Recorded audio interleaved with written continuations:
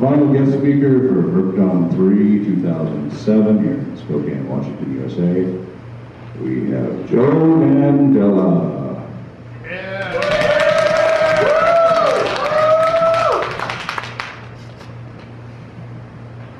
Take it away, Joe. Thank you.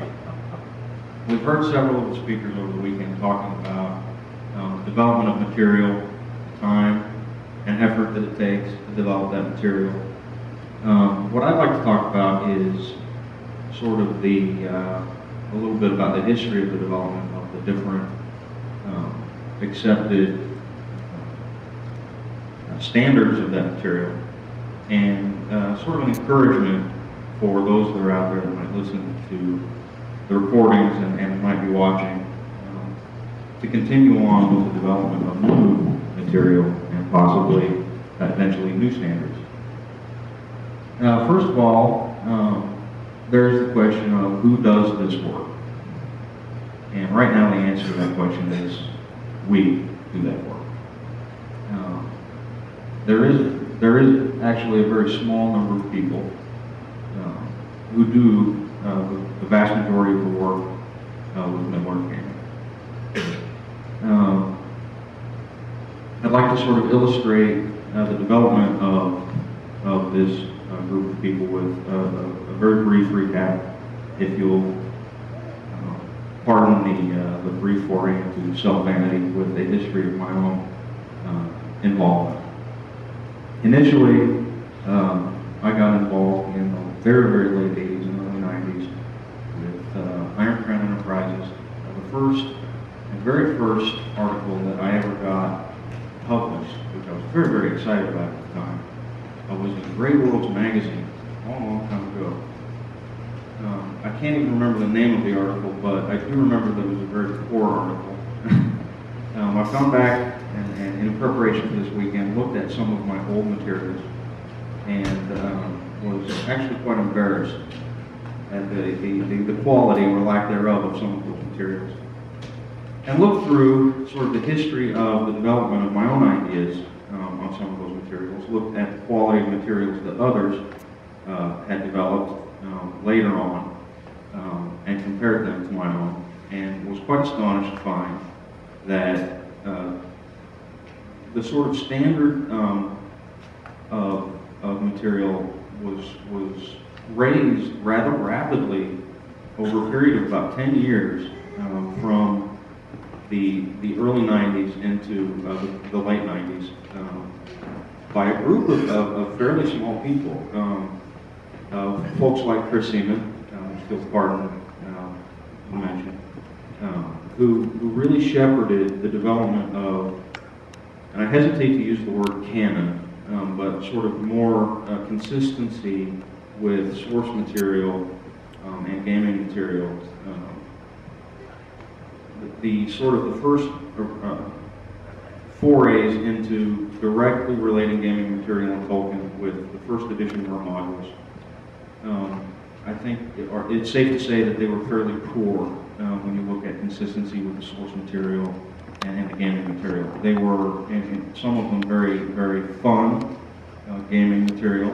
They were, some of them, very well written, but not, in many cases, very well researched necessarily, or very consistent, even with each other or internally, because the goals were quite different then, because the reasons that people were writing were different than they are now. And then sometime in the early 90s, the idea began to surface that there would be a second edition, and that one of the goals of that second edition would be to sort of change the focus of what MERP was trying to do. And that is when I got involved, those many years ago, with Iron Crown directly, and did begin to fill a sort of unofficial role at Iron Crown with vetting or sort of pre-editing material as it came in manuscripts or initially actually it was just proposals for sort of consistency with primary source material and things like that. Nothing terribly difficult or too involved. And I did that for a number of years. And then, due to a number of circumstances, sort of pulled away from that, and there was an organization that was formed during that time, the Guild of Freelance Writers, and the vast majority of whom work for Iron Crown Enterprises. And we formed a publication called the Guild Companion, which published articles, adventures, modules, essays, based on primarily Iron Crown gaming systems, not just Middle-earth role-playing, but Rolemaster, Space Master, etc. The Guild Companion is still around and still publishing monthly. And there are a number of those authors that were originally involved still working. I am the Middle-earth editor for that publication. However, until just recently, we have not been publishing any Middle-earth material because the dark hand of Sauron had reached out to us. It has grown long, indeed. Yes, his hand has grown long indeed. However, I have been given by our general editor, Mrs. Caldwell, the okay to continue publishing again. Things are opening up a little more. There will be more of an open atmosphere, not just with the excellent work that the folks associated with MerpCon, with all of the folks that are here, but other sort of organizations as well. I just wanted to point out that there is some hope for the future. Things are opening up. Anyhow, at that point in time, when I sort of became involved with them, that's when Chris got involved at Iron Crown and did, it is an unmistakably better job than I had ever done doing the job that I had done. I got more deeply involved with Iron Crown, embedding, editing, and working with them on second edition material. And you will see, if you look through the published second edition material, at the very end, before Iron Crown lost the license through various legal shenanigans, you will see the quality of those modules and materials that are being published really reached an apex that unfortunately, as far as gaming company or commercial material related to Middle-earth has not been matched since and had not been matched before. Shortly after Decipher gained the license, the very, very restrictive license through Miramax, which had gotten its, or New Line, which had gotten its license from Tolkien Enterprises, I was contacted to do material for Decipher, which I did, and worked with Decipher on several of their publications. In the same sort of role, I did some vetting, I did some sort of pre-editing, worked with some of the authors that were doing manuscripts for them. I think only one actual publication with my name on it, thankfully. I mean, regrettably. It is an excellent system.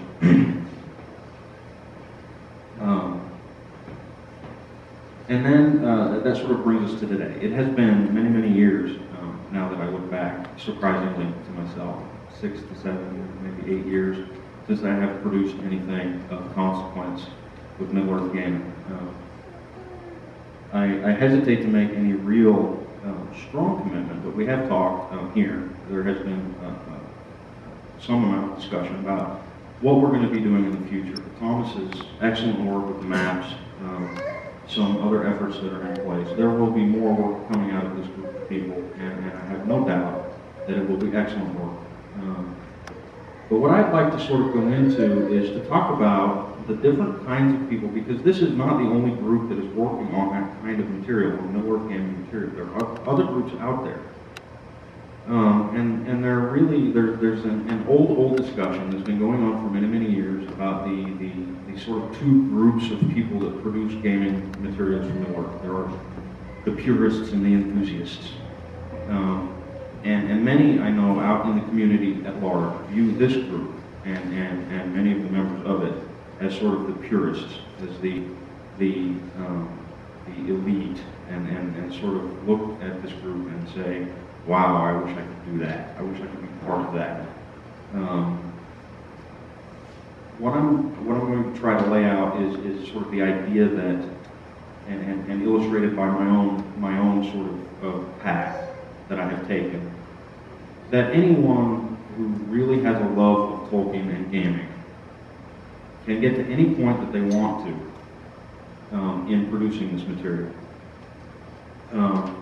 We all, every one of us, started at some point. Even works, secondary works like the Silmarillion, started from primary sources and were developed really on their own, with different levels of skill, different levels of ability, but also with different purposes in mind. For us, those purposes are gaming, but even within the gaming community, there are different purposes. And your purpose really drives your goals and what you want to do. My point is, if there is someone out there that really wants to produce Middle-earth gaming material, then simply produce it. Put it out there for other people to look at. There is a large community, a rather larger community than you may think, who will look at it, and if you are, for lack of a better term, afraid of it being critiqued, of it being commented on, of it being destroyed, please don't be. Don't think that if someone else, no matter how much you respect their previous work, makes comments on your work that are negative or corrective in your opinion, or not necessarily positive, that is some sort of a negative comment on the fact whether or not you should be doing any work. That is not the point. If someone takes the time to actually read your work and make a critique of it, that means that they do care and that they want you to continue doing work. And we all, every single one of us that has ever produced anything related to Tolkien, or for that matter, any artistic endeavor, had to start somewhere and were critiqued by others and have to deal with that critique. And it may sound trite, but it does improve us. I look at my own early work and I think, you know, if I hadn't had people telling me, well, that's quite ridiculous. Why did you do it that way? I never would have changed, and I would still be producing the same level of honestly quite poor material that I was producing 15 years ago. So don't be afraid to put your things out there, your ideas out there. Write whatever comes to mind. Write adventures, write essays, short little essays, ideas, anything that comes to mind. Put it out there in the community. The venue has changed drastically over the last even 5 years. The venue used to be that everything related to Tolkien gaming, not everything, but the vast majority of things went through gaming companies, through commercial endeavor, first through Iron Crown Enterprise, and then through Decipher. The venue now is quite different. It is now more of an academic community, not to say that you have to be an academic to participate, but that it is more of an open sort of discussion venue where you put your work out there, it's commented on by others, and then revised or not by the original author. There's a lot of give and take and a lot of discussion, and that is healthy. And sometimes it's not necessarily even friendly. There are instances on some of the mailing lists, for instance, where people get quite heated and quite emotional about their opinions and their points of view. That, however, for the community as a whole, is a very healthy thing to happen. It's not a bad thing, because you get different points of view, things that you may not have thought of, things that you may not have even considered. You have a large community of people with many different disciplines looking at the same issue from different angles. And when you're talking about gaming, you're really talking about a large picture. You have different, your audience is not just yourself. It's not just a vanity work, although it could be. Many of my own are, and are therefore largely unpublishable. But you're actually writing for other people. And those other people have very different reasons for using gaming material. So you want a large exposure to make your material more useful to others.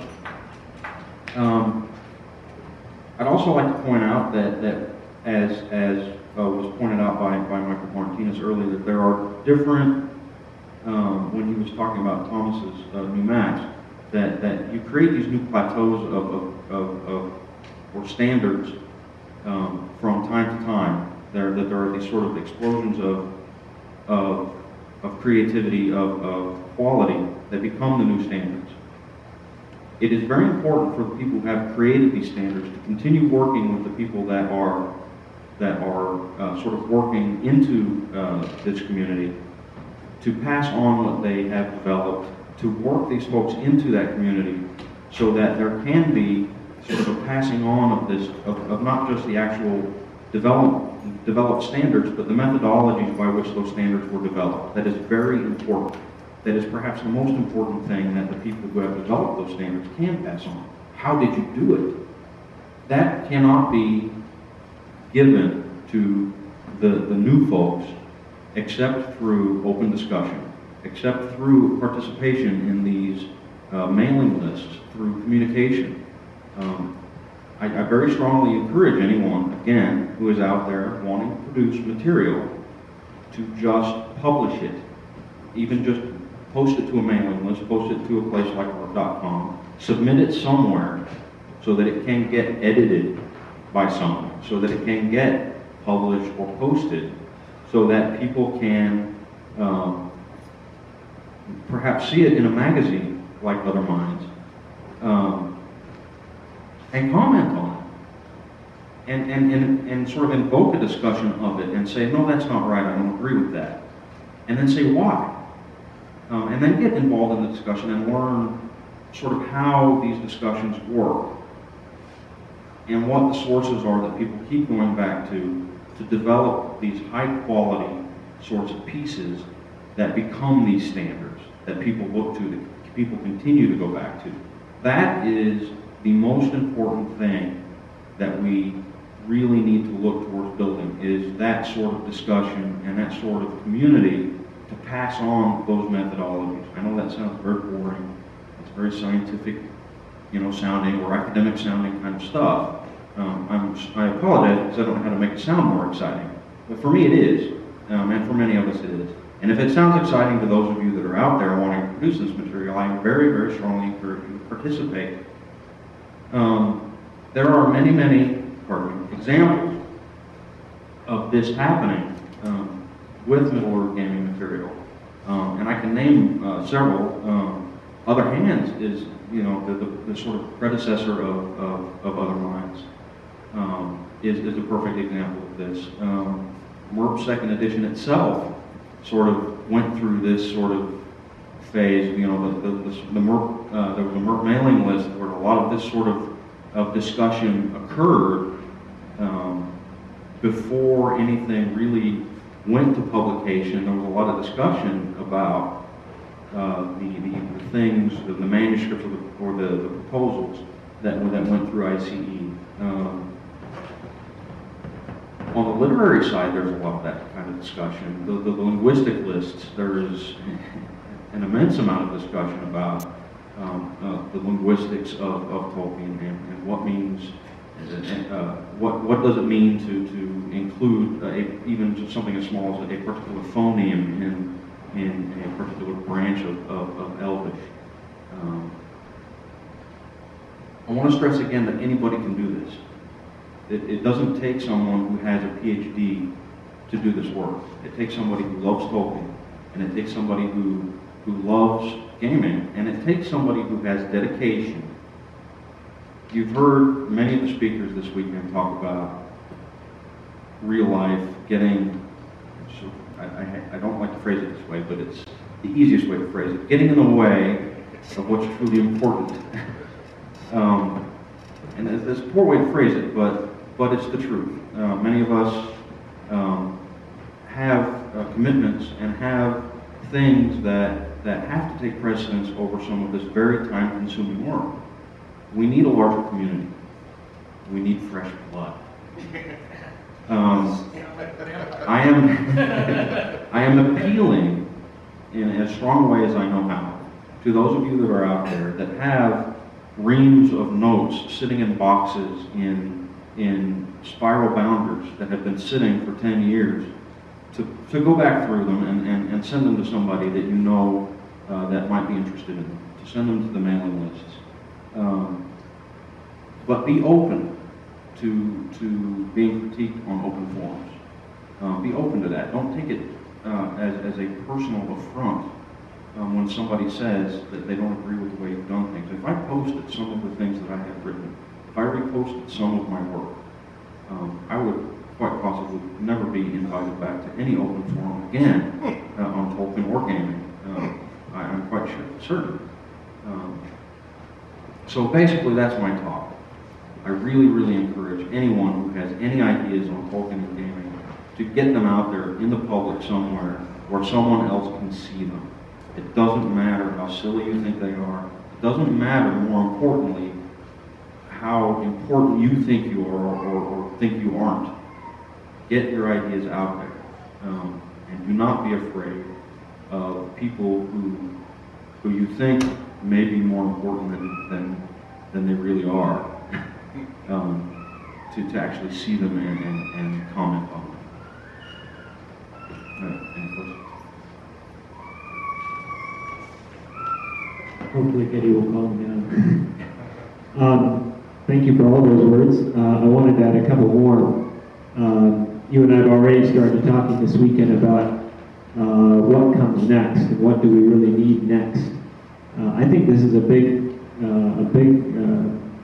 thing that needs to be done, and a to-do list needs to be created, I think.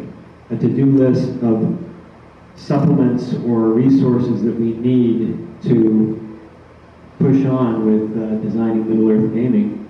And certainly Thomas is covering one corner of that, and there's a great deal of persuasiveness to his logic that one should begin from the ground up.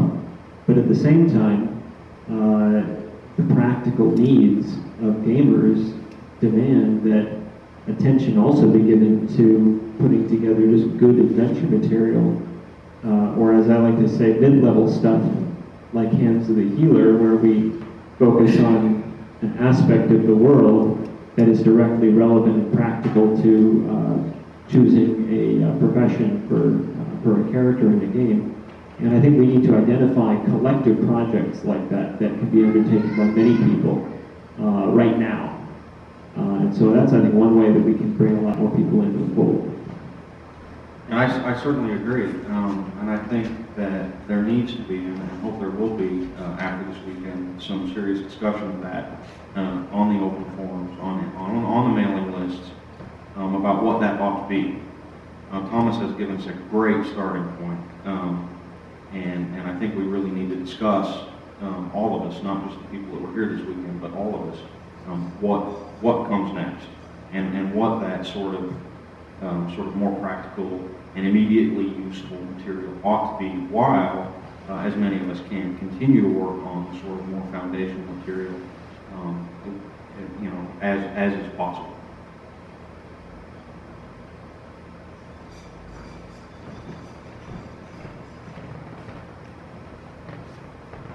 What do you think would be the most important thing to engage people in right now to get the momentum going? One part of me would think to say, just sort of my knee-jerk reaction would be, we need linguists, simply because that's the way that Tolkien built things. But the practicality of that is that linguists that can devote the amount of time that would be necessary for something like that are few and far between. I think really the most important thing that we need to try to engage as many people as possible in, as soon as possible, would be to try to at least get any material that they have already into the pipeline. Get them to become engaged in discussions about that material and see what we have available in the community, as far as what sort of disciplines are available, what people are good at, what people love to do, what people are interested in doing, So, to sort of answer your question, it's less, I think immediately, less a matter of what needs to be done as far as material goes, but more what needs to be done organizationally or sort of from a human resources perspective. I despise those words. What is available as far as people go? And that needs to be determined, not necessarily organized, but it needs to be made available to everyone. Oh, you need somebody to work on, this aspect of what you have. You probably should talk to this person or this person. Because right now, the community is a little fractured, and we do have some communication issues. I think that is the thing that we need to work on the most right now. There is a group of people who for several years have been publishing, well, I don't know if publishing is the right word, but they're called Middle-earth Fan Fiction Awards. And they've actually got usually several hundred entrants every year. And people go in and they look at the stories and essays. It's not all about fan fiction, actually. Some of my essays were submitted a couple of years ago. Most of them were actually disallowed because they were professional, written for pay. But what about getting the NEPA group to consider a gaming module category or setting something up along the same lines as what they're doing? I can't speak for everyone, but I think that sounds like a great idea. I think that any exposure that gaming in general can get, and specifically Middle-earth gaming can get, would be great. To be honest with you, it's Michael, I hadn't even heard of the group. I don't generally concern myself with fan fiction, but probably should a little more, because I think there is some, perhaps, talent in the, I'm sorry, I shouldn't. There is some talent in the ranks upon ranks of people who write fan fiction. Unfortunately, a lot of them don't take perhaps a path to lead them to actual disciplined writing that would get them, I think, where they need to go. But I have read some interesting poems, actually, that people write in style and subject matter of Tolkien are quite good. Maybe we can discuss that in particular. And just to dovetail on that, that's of course how I've been finding time to actually work on the gaming is through essentially what becomes a fan fiction medium, the online gaming stuff, not just for getting players involved, but me as the world designer, that's how I work right now. And for me, that's simply a stage towards creating a gazetteer or a module at some point. But it strikes me that perhaps some of these people who conceive of fan fiction simply as telling unique stories with their favorite characters in Middle-earth, perhaps they might actually be, if they knew what we were doing on this end, they might actually find the world resources to be attractive and productive to what they want to do, and that we may find that there's some sort of mutual benefit that could come out of it. That it's not just that they would be helping us, but we could be helping them as well. Certainly, and I think it sounds like really communication is starting to come. I think that we have been insular for too long, and we really need to start communicating with the larger groups. I think that when we have a particular need, we're very good at going out and finding what we need, but that we really need to start focusing on just an open, a wider sort of community, not just people who we know that have done writing with Middle-earth gaming, or even have done writing in the gaming community at large, connections that we have with people who have written for gaming companies in general, but with people in the Tolkien community at large, Salo and other linguists, folks that Michael knows that have done work with gaming, and open up some sort of venue of some kind that we can actually openly communicate with these folks, and they can communicate with us, because I think we may have some serious resources for some of these groups to offer, and certainly we could learn quite a bit from some of these groups.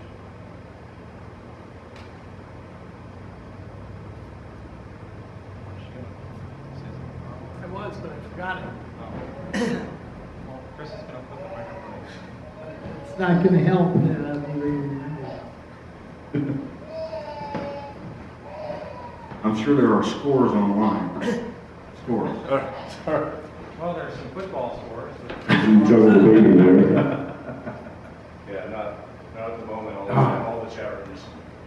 Fortunately, right now, the chat room's This is quiet. an unscheduled presentation. Yes, yes. I know. You talked about a discussion. Yeah. You talked about a discussion. Do we have an e-list here, Yahoo e-list, or how does the discussion go? If you do it in a chat room, it's gone after you do it. How do you see the discussion as panning out? Well, there are several mailing lists. The MERP.com lists, there are the linguistic mailing lists. Part of the issue that I'm trying to bring it forward is that there are all these different mailing lists for different aspects of just even within the Tolkien gaming community that deal with specific aspects, and that's fine. But there's no general sort of communication medium for the community at large. But it's their mailing list. It's communication via email is probably the most stable medium, and that's what we've been using for years for various projects, for various lists. So are you saying it would be an internal email discussion, or are you talking about a specific e-list that we would be using? I'll let Hawk answer. I mean, I don't know how many lists you've got. Yeah, so I know I'm on a dozen or so related lists, as well as web forums and websites. There's so many.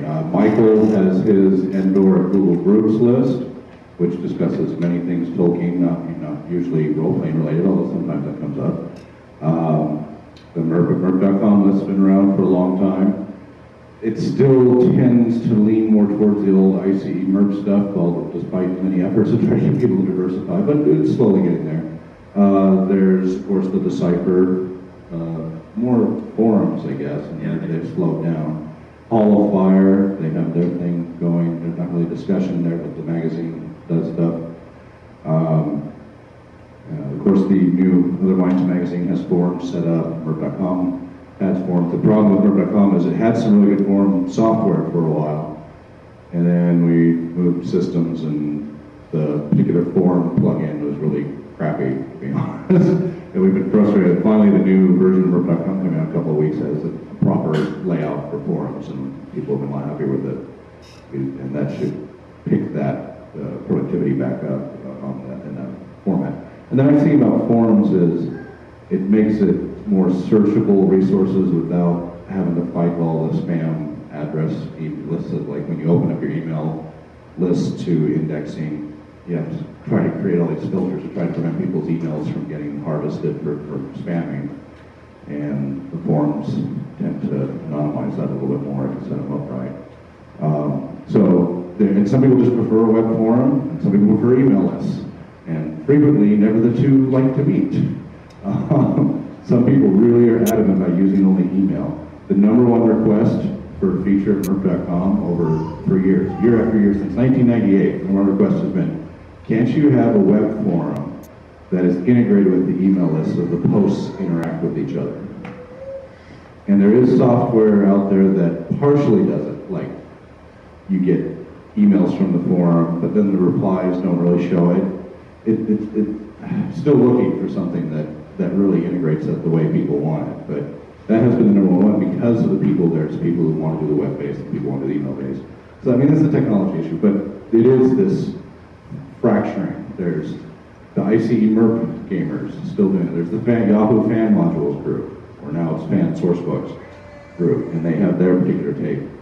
And there was, for a while, a D20 Middle-earth group. It had actually been 2 or 3, and they've started up and died, and started up and died. And now we've got the AIA D20 involving some of it based on that. So it is pretty fractured. And so trying to rally all those resources to try to work together is a challenge. I mean, you have a lot of different people with a lot of different views of how it should be, and egos. Do you have any particular idea, other than potentially through Guild Companion and other lines and such, about how that could be integrated back together? I mean, before the dying of ICE MERP, I believe it was pretty well integrated. Wasn't the community much more coordinated and integrated into the whole, or was it pretty fractured even then? No? It was still pretty fractured. It's been that way since I can remember forever and ever, amen. I'm not certain that it can ever be fully integrated.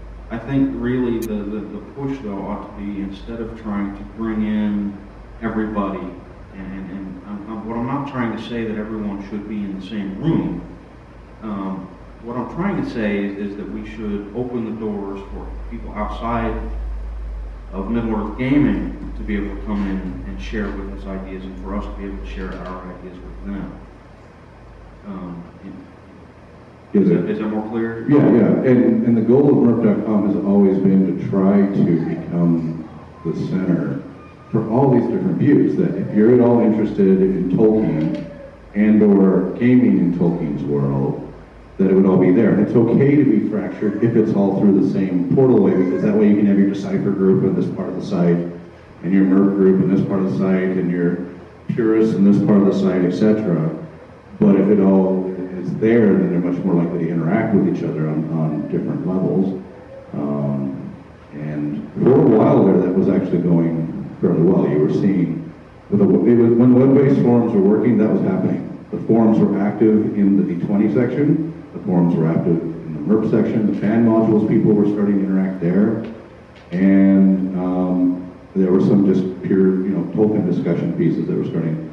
And literally, the technology broke the integration of the community. So hopefully that'll turn around. So that's been, my and others' approach to try to do this, and it's been on hold for a while. Did you have any specific ideas on what you think the approach should be, though? I think as long as the technology is there as a platform, if people are pushing material into the community and trying to get their ideas out there, then the integration will have to follow. So long as people are open to getting their ideas out there. Without being shot down. Precisely. As long as people don't want to insulate themselves into their own small groups where they know their ideas are going to be accepted, as long as they want to get their ideas out there, to be exposed to critique, and to get them out there to sort of propagate them and get them included in the larger, what was their word, legendarium of Middle-earth gaming, then if that's the impetus, and not just either, I got my words in black and white on a page, or which is fine motivation, and it's the one that gets most of us into initially any of this kind of work. As long as what people are trying to do is just submit material to get discussion going, as long as that's what they're trying to do, and not trying to insulate themselves into their own small little groups where they know their ideas are already accepted, and they're just creating an echo chamber for their ideas. That's what creates an issue where we don't have people exchanging ideas.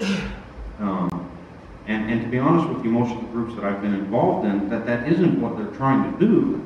It's just that nobody has really brought out that problem and pushed them, or brought it out to them that is an actual problem. I haven't thought of it that way, that's an issue.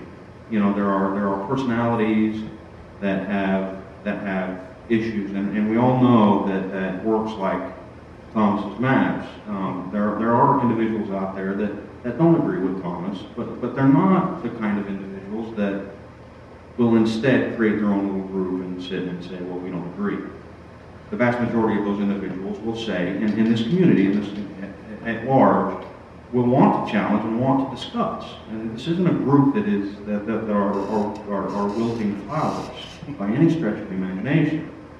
So I don't think the problem is that they don't want to share. I think it's that nobody has sort of invited them and said, please You know, it's always been, just give me your adventures so we can publish them, and then we're done with you.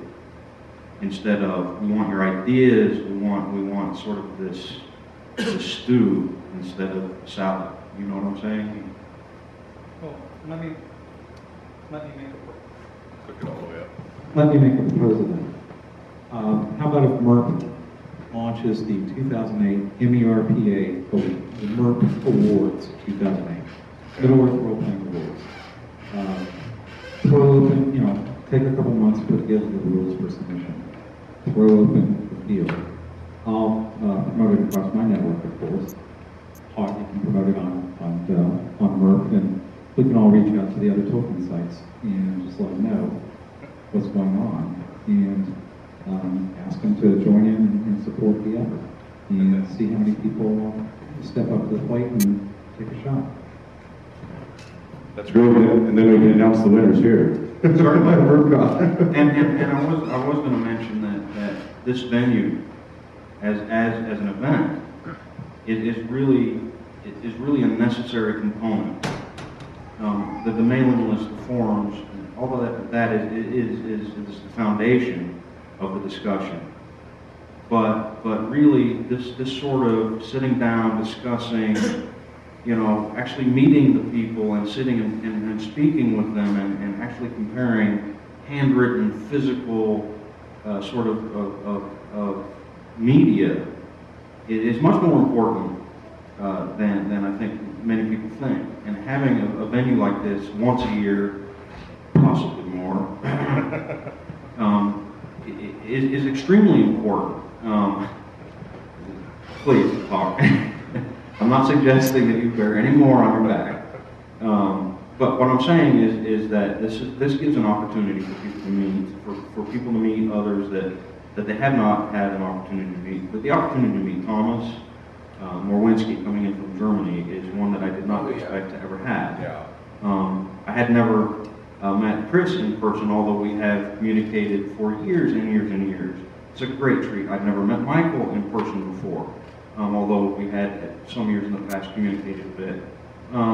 It's a great treat to be able to meet all these people and communicate with them on a personal level. And when I go back to my home and I sit down and write, it gives me some inspiration. I have a face, I have a personality then that I can write to, that I can write for, that I can communicate with on a more sort of real level. This is a very important venue, and having an award ceremony or some sort of public expression of the community, and to the community at large, I think is a great idea.